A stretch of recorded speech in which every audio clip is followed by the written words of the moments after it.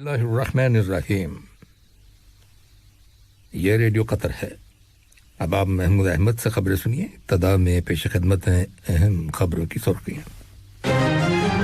اس امیر نے جمہوریہ جیبوتی کے صدر کو ان کے ملک کے یوم آزادی کے موقع پر مبارکباد کا برقی پیغام ارسال کیا ہے۔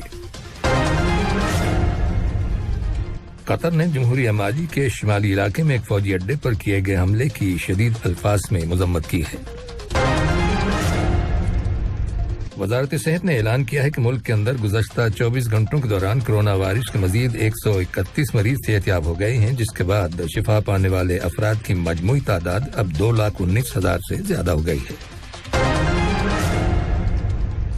اور لبنان کے شمالی شہر طرابلس میں ملک کی کرنسی کی قدر میں مزید کمی کرنے کے حکومتی فیصلے کے خلاف مظاہرے کیے جانے کی رپورٹس ملی ہیں۔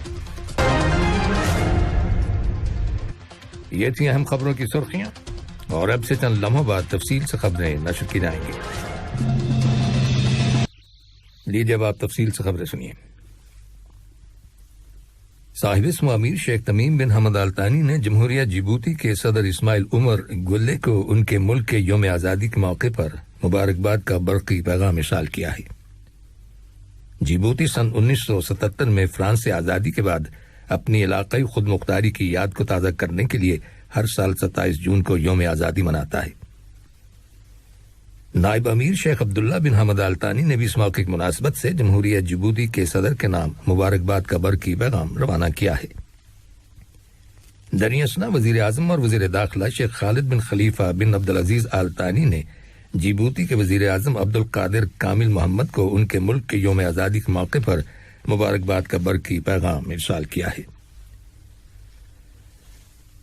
قطر نے جمہوریہ مالی کے شمالی علاقے میں ایک فوجی اڈے پر کیے گئے حملے کی شدید مذمت کی ہے، جس میں اقوام متحدہ کی امن فوج کے متعدد اہلکار زخمی ہو گئے۔ وزارت خارجہ کی جانب سے ایک بیان جاری کیا گیا ہے، جس میں اس حکومتی موقف کا اعادہ کیا گیا ہے کہ قطر دہشت گردی، تشدد اور ہر طرح کی مجرمانہ کارروائیوں کو مسترد کرتا ہے، خواہ ان کی وجوہات و مقاصد کچھ بھی کیوں نہ ہوں۔ وزارت خارجہ کے بیان میں زخمیوں کی جلد صحتیابی کی تمنا کا اظہار کیا گیا ہے۔ سوڈان کی حکومت نے انسانی ہمدردی کے جذبے کے تحت قطر چیریٹی کی جانب سے دی جانے والی امداد کے لیے شکریہ ادا کیا ہے۔ سوڈان کی حکومت کے بہت سے اہلکاروں نے ان کے ملک کے اندر قطر چیریٹی کے تعاون سے مختلف شعبوں میں شروع کیے گئے فلاحی منصوبوں کی کوالٹی کی تعریف کی ہے۔ سوڈان کے دورے پر گئے ہوئے قطر چیریٹی کے ایک وفد نے درمان میں ایجوکیشن سٹی کا افتتاح کیا۔ افتتاحی تقریب میں اعلی حکام اور معزز شہریوں نے شرکت کی۔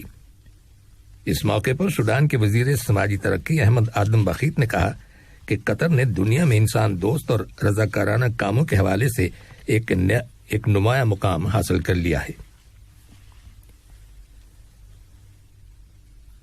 قطر کی ہلال احمر سوسائٹی نے افغانستان کے دور دراز اور ناقابل رسائی علاقوں میں، یعنی ان علاقوں میں جہاں پہنچنا دشوار ہے، کمیونٹی مڈ وائفز کو تربیت دینے کے ایک اہم منصوبے کا افتتاح کیا ہے، جس پر 1.8 ملین قطری ریال خرچ ہوں گے۔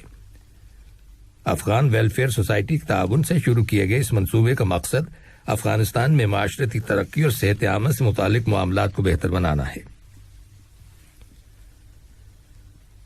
قطر general electricity and water corporation Kahramaa نے کٹارا میں الیکٹرک کاروں کے 19ویں چارجنگ اسٹیشن کا افتتاح کیا ہے۔ اس اسٹیشن میں الیکٹرک وہیکلز یعنی بجلی سے چلنے والی گاڑیوں کو تیزی سے چارج کرنے کی صلاحیت ہے، اور ایک گاڑی 10 منٹ سے کم عرصے میں چارج ہو جاتی ہے۔ واضح رہے کہ کارما مستقبل قریب میں ایک ٹینڈر ایوارڈ کرے گی، جس کے تحت قطر کے اندر 100 الیکٹرک چارجنگ اسٹیشنز تعمیر کیے جائیں گے۔ یہ اسٹیشنز خاص جگہوں پر یعنی انٹرسیکشنز، شاپنگ مالز، سرکاری بلڈنگز، ہوٹلز اور میٹرو اسٹیشن پارکنگ میں رواں سال کے اختتام سے پہلے مکمل ہو جائیں گے۔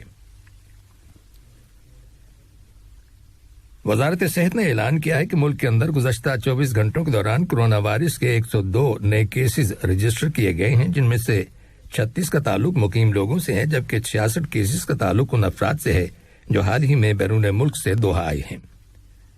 وزارت صحت نے کرونا وائرس کے مزید 131 مریضوں کے صحت یاب ہو جانے کا بھی انکشاف کیا ہے، جس کے بعد شفا پانے والے افراد کی مجموعی تعداد اب 2,19,000 سے زیادہ ہو گئی ہے۔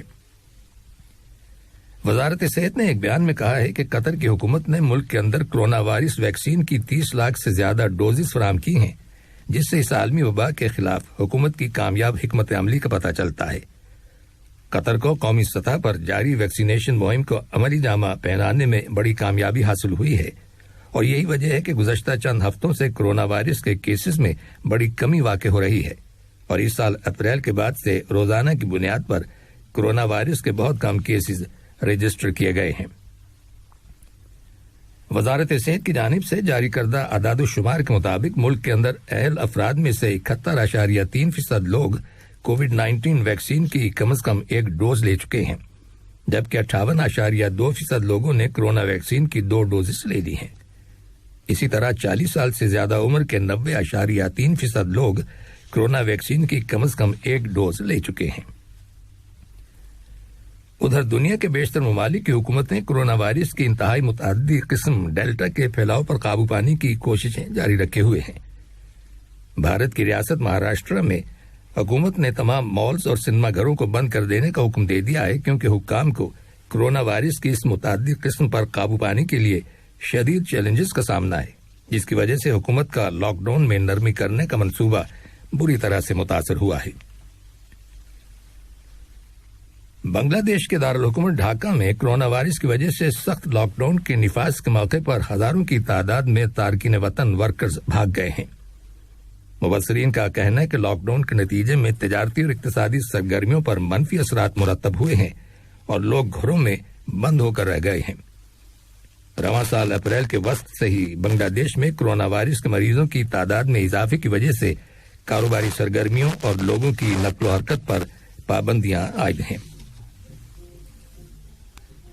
یہ خبریں ریڈیو قطر سے نشر کی جا رہی ہیں۔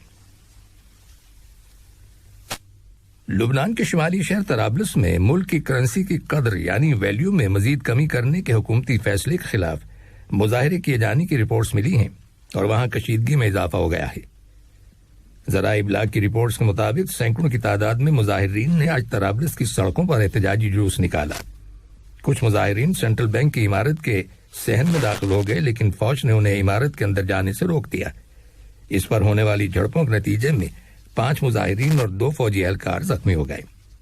مظاہرین نے بینک کے مرکزی دروازے کو آگ لگا دی، جس پر فوراً ہی قابو پا لیا گیا۔ ورلڈ بینک کا کہنا ہے کہ لبنان کو سن 2019 سے شدید معاشی بحران کا سامنا ہے اور یہ 19ویں صدی کے وسط کے بعد سے دنیا کے بدترین مالی بحرانوں میں شمار ہوتا ہے۔ افغانستان کے صوبے قندوز میں طالبان جنگجوؤں اور سرکاری فوج کے درمیان گزشتہ کئی دنوں سے جاری جھڑپوں کے نتیجے میں تقریباً 5000 افغان فیملیز اپنے گھر بار چھوڑ کر چلی گئی ہیں۔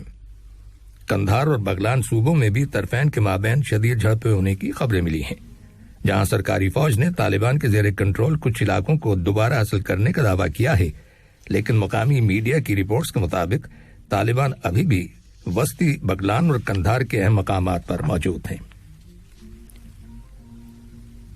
اور بھارت کے زیر انتظام جموں و کشمیر میں جموں شہر کے نواحی علاقے میں آج طلوع آفتاب سے پہلے بھارت کی ایئر فورس کی ایک تنصیب میں 2 بم دھماکے ہونے کی خبر ملی ہے، جن کی وجہ سے ایئر فورس کے 2 اہلکار زخمی ہو گئے اور ایک عمارت کی چھت کو نقصان پہنچا۔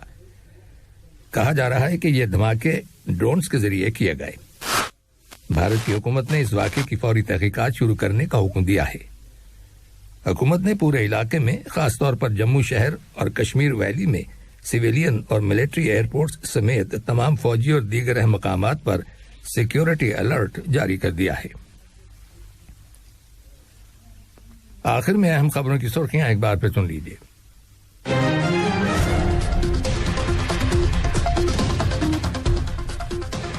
ساریہ جبوتی کے صدر کو ان کے ملک کے یوم آزادی کے موقع پر مبارکباد کا برقی پیغام ارسال کیا ہے۔ قطر نے جمہوریہ مالی کے شمالی علاقے میں ایک فوجی اڈے پر کیے گئے حملے کی شدید الفاظ میں مذمت کی ہے۔ وزارت صحت نے اعلان کیا ہے کہ ملک کے اندر گزشتہ 24 گھنٹوں کے دوران کرونا وائرس کے مزید 131 مریض صحتیاب ہو گئے ہیں، جس کے بعد شفا پانے والے افراد کی مجموعی تعداد اب 2,19,000 سے زیادہ ہو گئی ہے۔ اور لبنان کے شمالی شہر طرابلس میں ملک کی کرنسی کی قدر میں مزید کمی کرنے کے حکومتی فیصلے کے خلاف مظاہرے کیے جانے کی رپورٹس ملی ہیں۔ ریڈیو قطر سے آج کا خبروں کا دوسرا بلیٹن ختم ہوا۔